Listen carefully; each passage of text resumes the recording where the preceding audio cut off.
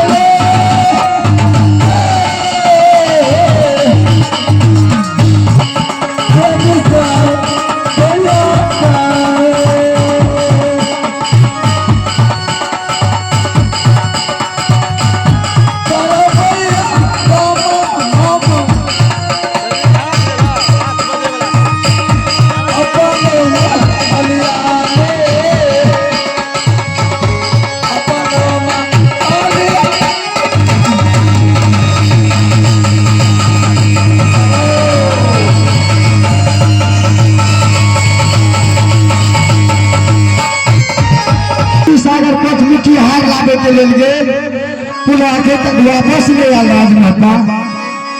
हम विचार करे छठ महारानी आज्ञा छे अगर हमार चाचा जी जे मर जेते कीर्ति सागर में सूप पनिया सब चढ़ावा है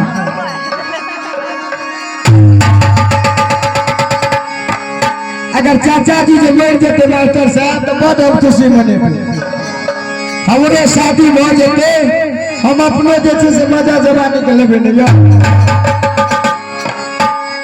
चारली जवानी मास्टर जी कासबासा करिया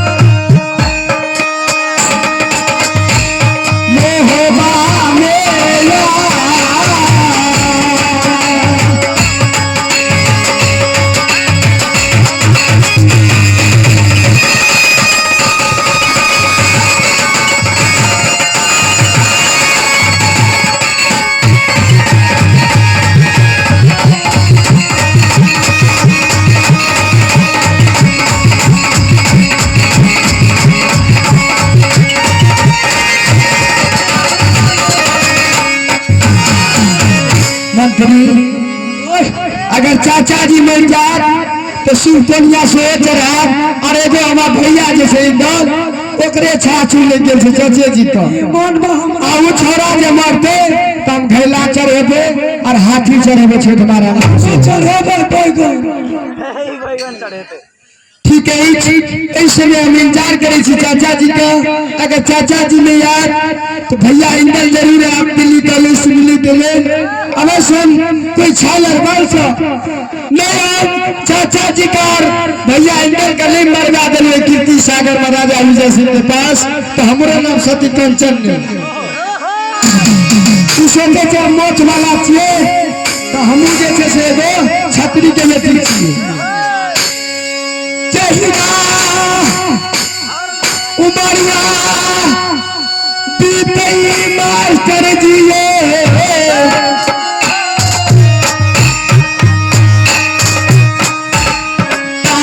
जान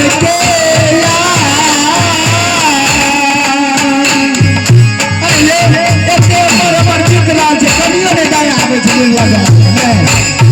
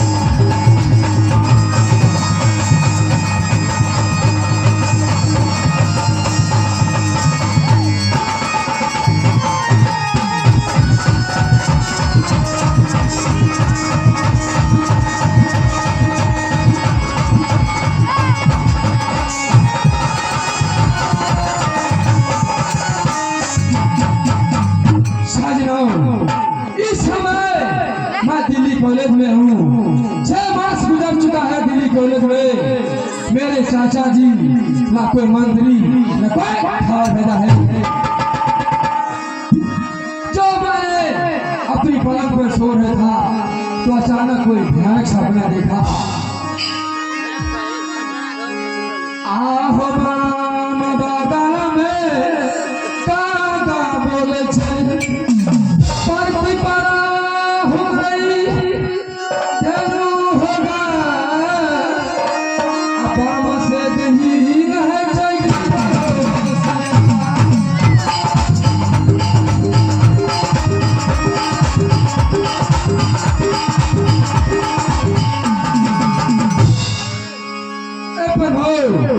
इस समय जो मेरे चाचा जी खबर नहीं दे रहा है, इसी समय मैं राजमहल जाकर देखता हूँ हो न हो होली हो रहा है राजमहल में।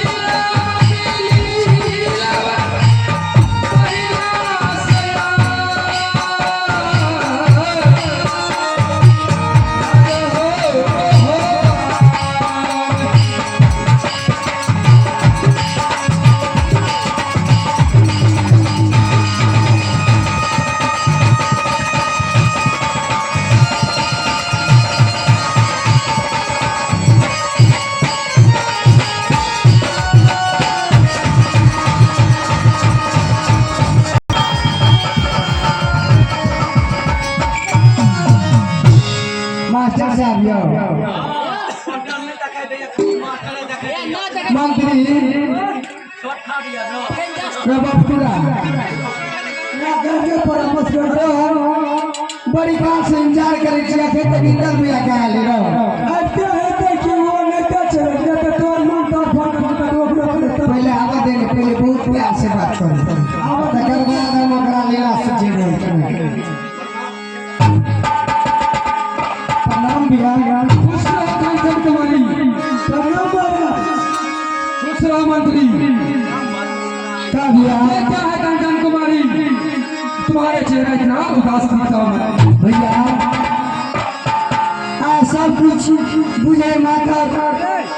तब हमरा से पूछ रहल छी कि कारण से कंचन कुमारी को उदास हो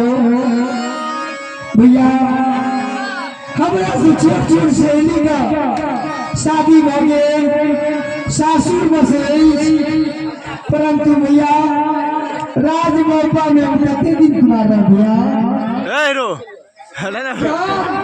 इसीलिए मुझे इसलिए हाथ का बैठे कांचन कुमारी सही बात है भैया सुनो कांचन कुमारी भैया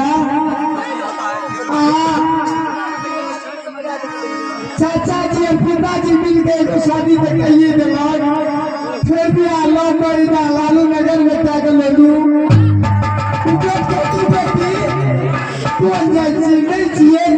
हमरा तो परसों में समझ में आवे तैयो काहे को जे बजे जे सोती हमरा तो मन नहीं चाहिए कि से थकुच कर देती इसीलिए बात छोड़ो अब हमरा शादी के जुगाड़ कांचन कुमारी बातें क्या है जो करना है मुझे साफ साफ कहो परंतु इस समय मैं चाचा जी को देखता हूँ चाची को दया है का भैया इसमें चाचा जी कतना गेले कुछ मालूम नहीं चलू चाचा जी जगह जगह में शिकार खेले छे आ टेंशन क्या ले छी कते देर रहे छे राजमाता आगे जय दिना जन्म लिए राजा मोहबा में के न बुझे छै सही नहीं मानल गई चाचा हम सब मन सरसे तरती से मिल गई सही घर साझा चाचा गल गए चला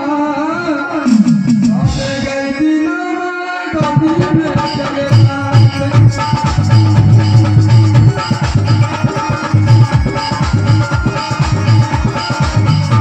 भैया अब उस बात क्या कर रहे हो सही बात है चाचा जी आके गोदी में खेलेलक सामान और से तरहती में खेललक चाचा जी के आके छा ले गेले कई की मतलब चाचा जी के कोई टेंशन छै वही पे जी आ गेल भतीजी जी भतीजी के बारे में कखनो सोचता है क्या है कांचन कुमारी जब तक चाचा राजू मोहब्बत करता रहता है जो चाहता है वही होता है तुम ऐसे बातें क्यों कर रहे हो की कहा भैया अगर मुझे के लिए चाहे छी नहीं समय बता रहा छी चाचा जी को हम सब तरह का कीर्ति सागर भेजने छी राजा विजय सिंह के पास पचमुखी हार लावे के लिए चाचा जी अखन वापस नहीं आए हमारा ये भरोसा है चाचा जी वापस आए पचमुखी हारेंगे तुम्हें मालूम है एक समय तुमने दाल का फूल भेज रखा था वह दाल का फूल में राक्षस चाचा जी को आक्रमण कर लिया था वह दाल का फूल से जाकर चाचा जी को जीवित किया था तुम फिर वही बात तुम्हें जो चाहता था वही पर तुम्हारा कमरा का बोलते नागरिक की तरह दस हो तुम्हें मालूम नहीं आगे खून बिगड़ तो जब खूनिया दे की क्या तब खूनिया नहीं चिनाई पर में परा बारका करी वाला से ई कर जय भारत भूमि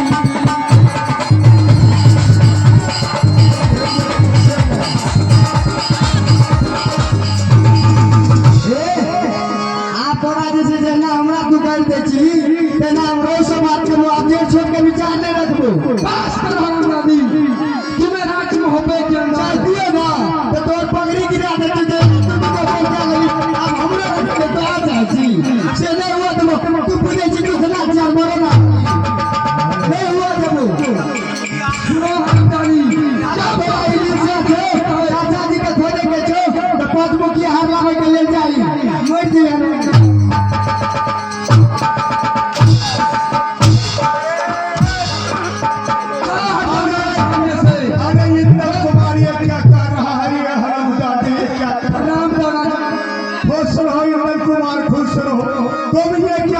कुमारी को दादाजी जानिए कांचन कुमारी राज में होबे के अंदर दादाजी दस है इसको कलियों शर्म नहीं ओ यादव कुमार मर्दानी नहीं दोनों को राज में होबा के अंदर मर्दाना तहिया तो जवान पे तो मिल जा गला दिले छे मर्दाना तू बल्ला तो मर्दाना चलो कांचन कुमारी इसी समय मेरे नजर से तुम दूर हो जाओ मैं दादाजी से बात करता हूं ठीक है दादाजी क्या बोलती अरे छोरा के चला मरा के भेज दिए मिल जेते जब छठ महारानी को हम भैला और हाथी कबूल